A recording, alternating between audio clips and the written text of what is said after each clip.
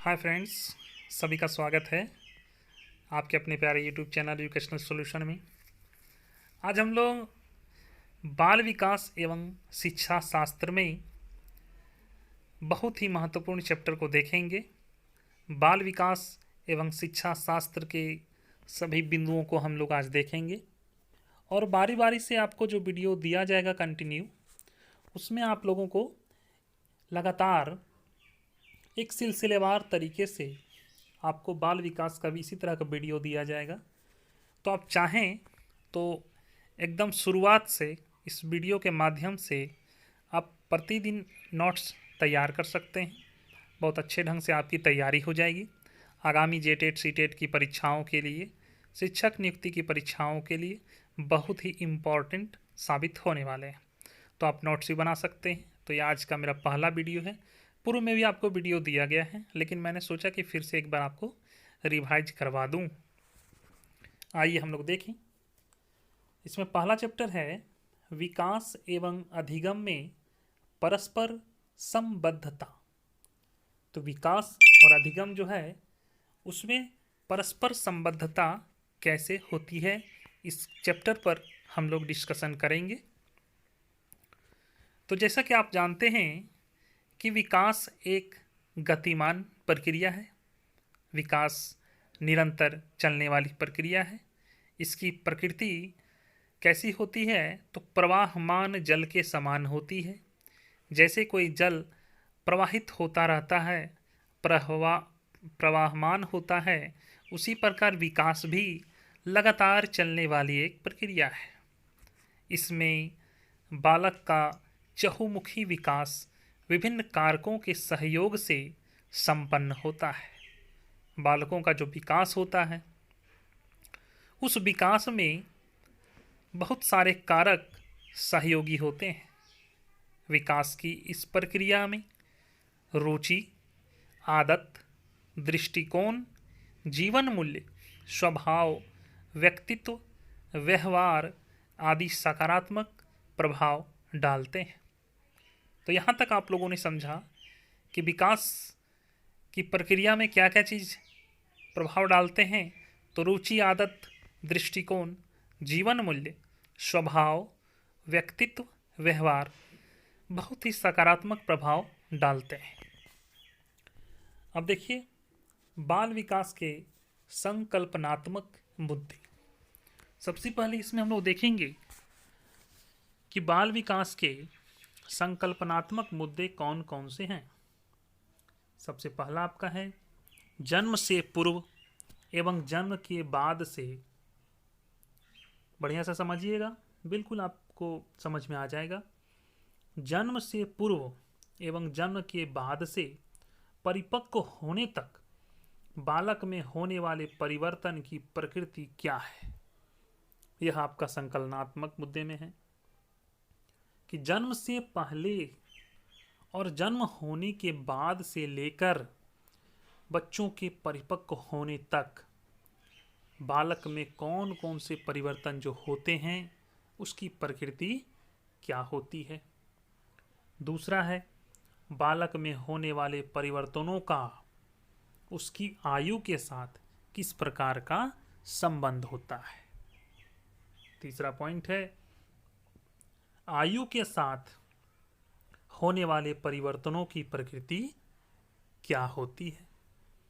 चौथा पॉइंट है बालकों में उपर्युक्त वर्णित परिवर्तनों के लिए कौन कौन से कारक जिम्मेदार होते हैं। पांचवा पॉइंट है समय समय पर बालकों में होने वाले उपर्युक्त परिवर्तन उसके व्यक्तित्व एवं व्यवहार को किस प्रकार प्रभावित करते हैं।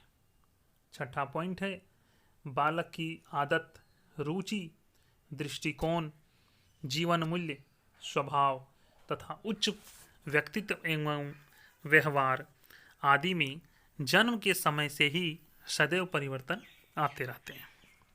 छठा पॉइंट फिर से समझेंगे हम लोग कि बालक की जो आदत होती है, रुचि होती है, दृष्टिकोण होते हैं, जीवन मूल्य होता है, स्वभाव तथा उच्च व्यक्तित्व एवं व्यवहार आदि में जन्म के समय से ही परिवर्तन आते रहते हैं, उनका विभिन्न आयु वर्ग एवं अवस्था में क्या स्वरूप होता है तथा उस परिवर्तन की प्रक्रिया की प्रकृति क्या होती है, इस पर भी हम लोग ध्यान देंगे। अब देखिए, विकास एवं वृद्धि में तुलनात्मक अंतर हम लोग देखते हैं। ठीक है, विकास एवं वृद्धि में तुलनात्मक अंतर अभी समझेंगे हम लोग। नोट्स तैयार कर सकते हैं, कोई दिक्कत नहीं, आराम से इसको मैं बहुत धीरे धीरे आपको समझा रहा हूँ। इसको लिखिए, नोट्स तैयार करिए। मैं विश्वास दिलाता हूँ कि प्रत्येक दिन जो मेरा वीडियो आएगा कंटिन्यू आएगा। जैसे इसके बाद जो चैप्टर है वो आएगा, इसके बाद जो टॉपिक है वो आएगा, मतलब कहने का मतलब कंटिन्यू आएगा। आप नोट्स तैयार करिए ना, बहुत अच्छे ढंग से आएगा। कमेंट करके बताइएगा भी, अगर यह वीडियो पसंद आता है तो कमेंट आप जरूर करिएगा कि ना बहुत अच्छा वीडियो है या जैसा है। साथ में चैनल में पहली बार आए तो सब्सक्राइब भी कर लेंगे, शेयर भी करती है। तो पहला अंतर देखिए, विकास शब्द का प्रयोग व्यापक रूप में होता है, बड़े स्तर में होता है। वृद्धि इसी का एक भाग है। विकास क्या होता है, व्यापक रूप में प्रयोग किया जाता है, और इस विकास का ही एक भाग क्या है, वृद्धि है। दूसरा पॉइंट है, विकास एक निरंतर चलने वाली प्रक्रिया है, कंटिन्यूअसली होते रहता है। जैसे बताया ना आप लोगों को, प्रवाहमान जल के समान, तथा यह बालक के परिपक्व होने के बाद भी चलती रहती है। जब बालक परिपक्व हो जाता है तब भी विकास की जो प्रक्रिया है वो चलती रहती है, निरंतर चलती रहती है। तीसरा है, विकास शब्द का प्रयोग परिमाणात्मक परिवर्तनों के साथ साथ व्यावहारिक परिवर्तनों के लिए भी होता है। अब वृद्धि समझ लेते हैं। वृद्धि विकास की प्रक्रिया का एक चरण होता है। वृद्धि क्या होता है, विकास की प्रक्रिया का एक चरण होता है। इसका क्षेत्र बहुत ही लिमिटेड होता है, सीमित होता है ना। विकास का जो क्षेत्र होता है बहुत व्यापक होता है, बड़े पैमाने पर होता है, लेकिन वृद्धि का जो क्षेत्र होता है वो एक सीमित होता है, एक लिमिट में होता है। वृद्धि की प्रक्रिया आजीवन नहीं चलती, बालक के परिपक्व होने के साथ यह रुक जाती है। लेकिन विकास जो है कंटिन्यूअसली चलते रहती है, वो निरंतर चलते रहती है। लेकिन वृद्धि जो है वो बच्चा जब परिपक्व हो जाता है, बालक जब परिपक्व हो जाता है तब वृद्धि रुक जाती है। तीसरा पॉइंट है, वृद्धि शब्द का प्रयोग केवल परिमाणात्मक परिवर्तनों के लिए होता है। वृद्धि का प्रयोग हम कैसे करते हैं, परिमाणात्मक परिवर्तनों के लिए। समझ पा रहे बिल्कुल। अब समझिए मानव विकास की अवस्थाएं।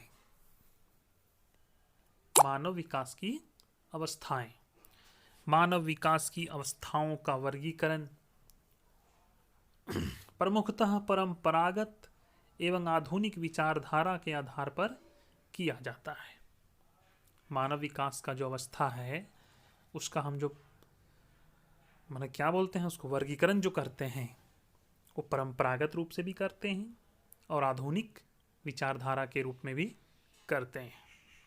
इन दोनों विचारधाराओं के तहत मानव विकास की अवस्था का अलग अलग प्रकार से काल चक्र का वर्णन मिलता है। मतलब परंपरागत के आधार पर काल चक्र अलग हो गया और आधुनिक विचारधारा के आधार पर काल चक्र अलग हो गया। वर्तमान में विद्वानों द्वारा मानव विकास अवस्था के काल चक्र का वर्णन निम्न प्रकार से किया गया है। समझते हैं इसको।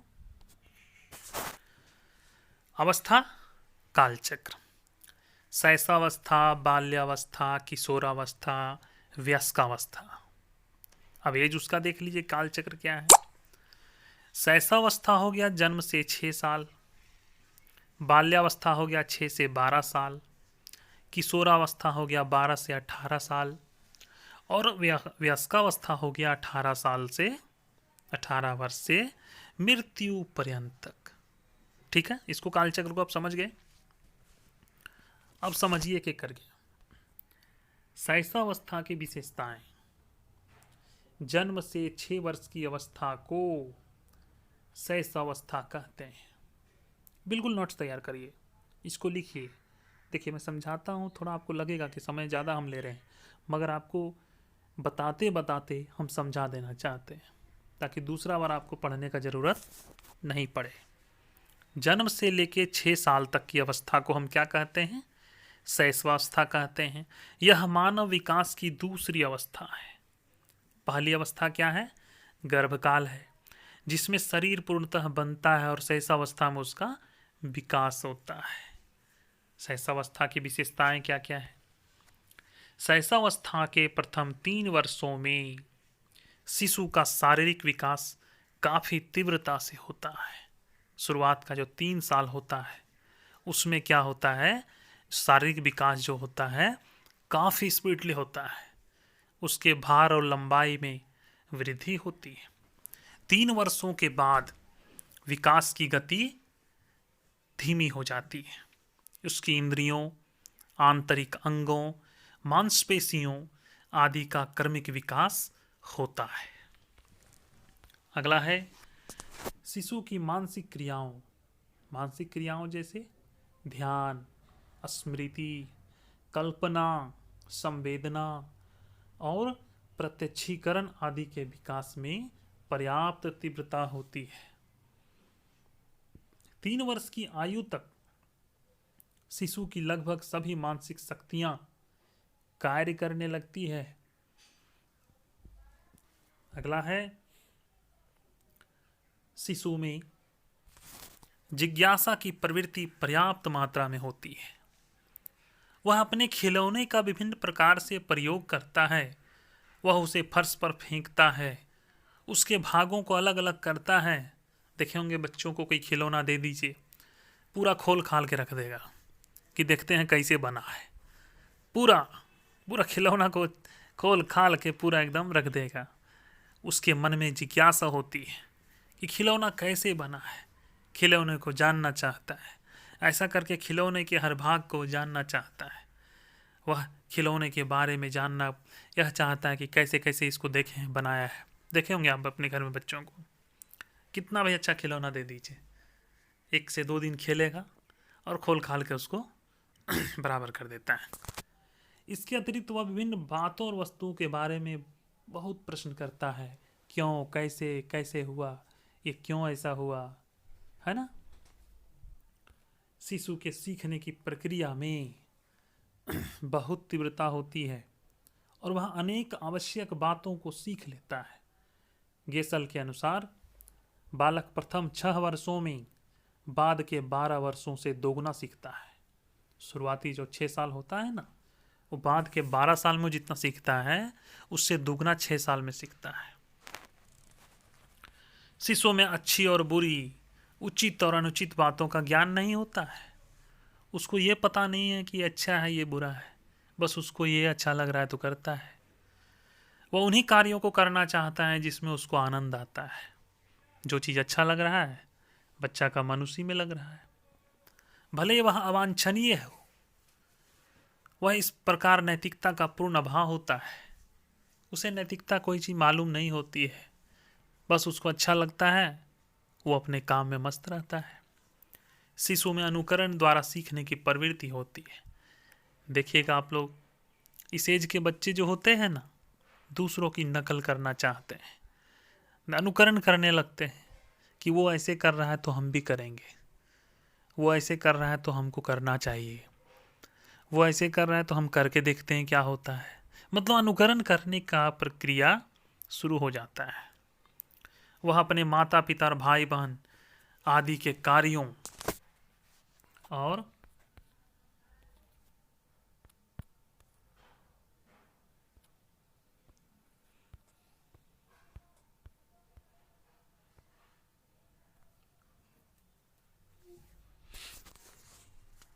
व्यवहार का अनुकरण करता है। माता पिता, भाई बहन, अगल बगल घर के जो बच्चे होते हैं, बड़े लोग होते हैं, सब की नकल करता है, सबके व्यवहार को अपनाता है। यदि वह ऐसा नहीं कर पाता है तो रोकर या चिल्लाकर अपने असमर्थता प्रकट करता है कि वह नहीं कर पा रहा है। तो नहीं कर पा रहा है तो क्या होता है, लास्ट में रोने लगता है। अनुकरण द्वारा सीखने की यह प्रवृत्ति उसे अपना विकास करने में सहायता देती है। अगला है पॉइंट है, शैशवावस्था के अंतिम वर्षों में शिशु में सामाजिक भावना का विकास हो जाता है। वैलेंटाइन के अनुसार 4 या 5 वर्ष के बालक में अपने छोटे भाइयों, बहनों या साथियों की रक्षा करने की प्रवृत्ति होती है। वह 2 से 5 वर्ष तक बच्चों के साथ खेलना पसंद करता है। वह अपनी वस्तुओं में दूसरे को साझेदार बनाता है। वह दूसरे बच्चों के अधिकारों की रक्षा करता है और दुख में उनको सांत्वना देने का प्रयास करता है। आप देखे होंगे, अगर कोई दूसरे बच्चे का खिलौना टूट जाता है तो एक बच्चा दूसरे को समझाता है, सांत्वना देता है कि कोई बात नहीं, बन जाएगा, दूसरा खिलौना हम लोग ले आएंगे। मतलब वह उनको सांत्वना देता है। इस चीज़ को हम लोग देखते हैं। आप अपने परिवार में, आप अपने आसपास पड़ोस में इन सभी चीज़ों को जरूर गौर करते होंगे, जरूर देखते होंगे। अब हम लोग देखते हैं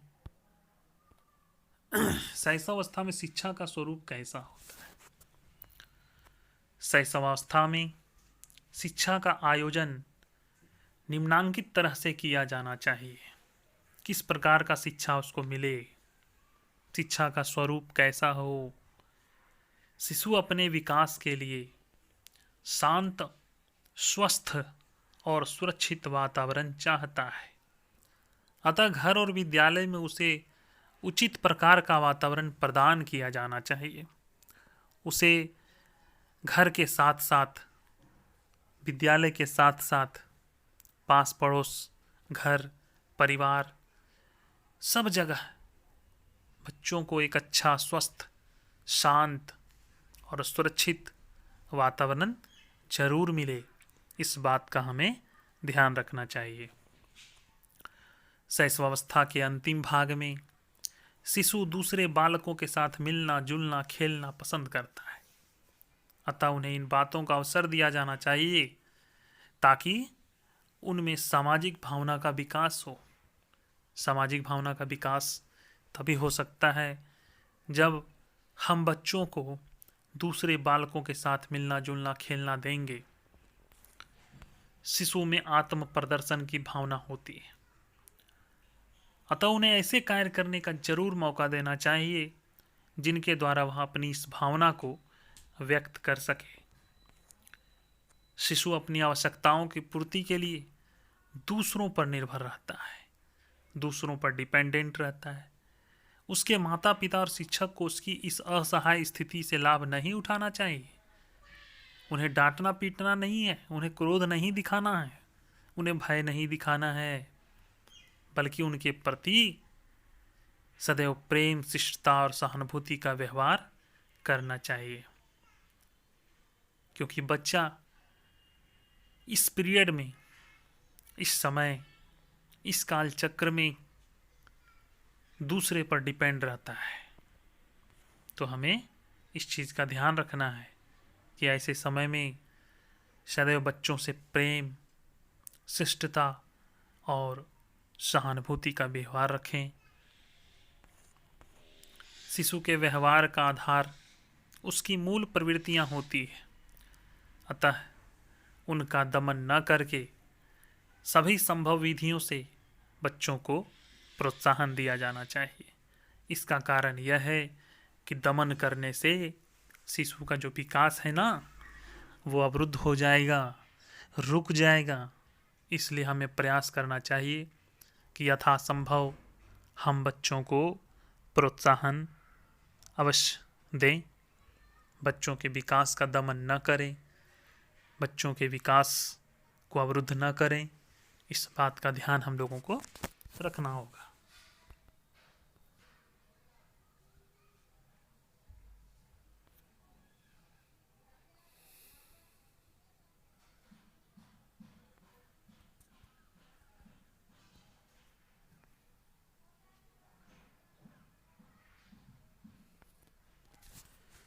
अगला पॉइंट है शिशुओं में मानसिक क्रियाओं की तीव्रता होती है, अतः उसे सोचने विचारने के अधिक से अधिक अवसर दें। बच्चों को अधिक से अधिक सोचने विचारने के अवसर दिए जाने चाहिए। शिशु कल्पना जगत में विचरण करता है, बहुत सारी कल्पनाएं बच्चों की रहती है। बच्चे कल्पना की दुनिया में रहते हैं और उसी को वास्तविक संसार भी समझते हैं, रियल लाइफ में उसे ढालना चाहते हैं। अतः उसे ऐसे विषयों की शिक्षा दी जानी चाहिए जो उसे वास्तविकता के निकट लाए। मॉन्टेसरी पद्धति में परियों की कहानी को इसलिए स्थान नहीं दिया गया है क्योंकि वे बालक को वास्तविकता से दूर ले जाती है। अगला पॉइंट है शिशु की शिक्षा में कहानियों और सचित्र पुस्तकों का विशिष्ट स्थान होना चाहिए। इसकी उपयोगिता के संबंध में क्रो ने कहा है कि 5 वर्ष का शिशु कहानी सुनते समय उससे संबंधित चित्रों को पुस्तक में देखना पसंद करता है। कि अगर कोई 5 साल का बच्चा को हम कोई कहानी सुना रहे हैं तो उस कहानी से रिलेटेड जो भी फिगर्स होते हैं, जो भी पिक्चर्स होते हैं, बच्चों को अगर हम दिखाएं तो बहुत अच्छा होगा, क्योंकि बच्चे चित्रों को देखना बहुत पसंद करते हैं। आप देखते होंगे बच्चों को जब चित्र की किताबें दी जाती है तो बच्चे बड़े ध्यान से उसको देखते हैं कि ये फ़ोटो छपा है, ये फ़ोटो छपा है, देखते हैं प्राय हम लोग स्कूलों में। शिशु को खेल द्वारा शिक्षा दी जानी चाहिए। इस संबंध में स्ट्रैंग ने लिखा है कि शिशु अपने एवं अपने संसार के बारे में अधिकांश बातें खेल के माध्यम से सीखता है। खेल खेल में शिक्षा। बच्चे खेल खेल में बहुत कुछ सीख जाते हैं। उन्हें यह नहीं लगता है कि हमें शिक्षा मिल रही है, बल्कि लगता है कि हम लोग खिलाया जा रहा है, हम लोग खेल कर रहे हैं। लेकिन खेल के माध्यम से बच्चे बहुत कुछ सीख रहे हैं। बच्चों को लगता है कि वो बच्चे खेल रहे हैं, मगर खेलने के साथ साथ उनके अंदर बहुत सारी बातों का विकास होता है, बहुत सारी चीज़ें वो सीखते हैं। आशा करता हूँ दोस्तों मेरा यह आज का वीडियो बहुत पसंद आया होगा आप लोगों को। मेरे समझाने की शैली आपको पसंद आई होगी। अगर आप मेरे वीडियो को पसंद करते हैं और मेरे चैनल में पहली बार आए हैं तो चैनल को सबसे पहले सब्सक्राइब कर लें, वीडियो को लाइक करें, कमेंट करें, दूसरे को भी शेयर करें और सब्सक्राइब के बगल में घंटी होगा उसको टच करें और ऑल को सेलेक्ट करें। इससे जैसे ही कोई वीडियो अपलोड किया जाता है तुरंत नोटिफिकेशन आपको मिल जाएगा। आप बिल्कुल चिंता ना करें, आज का यहीं हम लोग क्लोज करते हैं और इसके बाद कंटिन्यू आपको मिलता रहेगा वीडियो। तो यहाँ तक आप नोट्स तैयार कर लें, इसके अगले पॉइंट को हम लोग कंटिन्यू करेंगे अगले वीडियो में, चूँकि वीडियो काफ़ी लंबा हो जाएगा। ठीक है दोस्तों, मिलते हैं अगले वीडियो में। तब तक के लिए स्वस्थ रहें, सुरक्षित रहें। जय हिंद।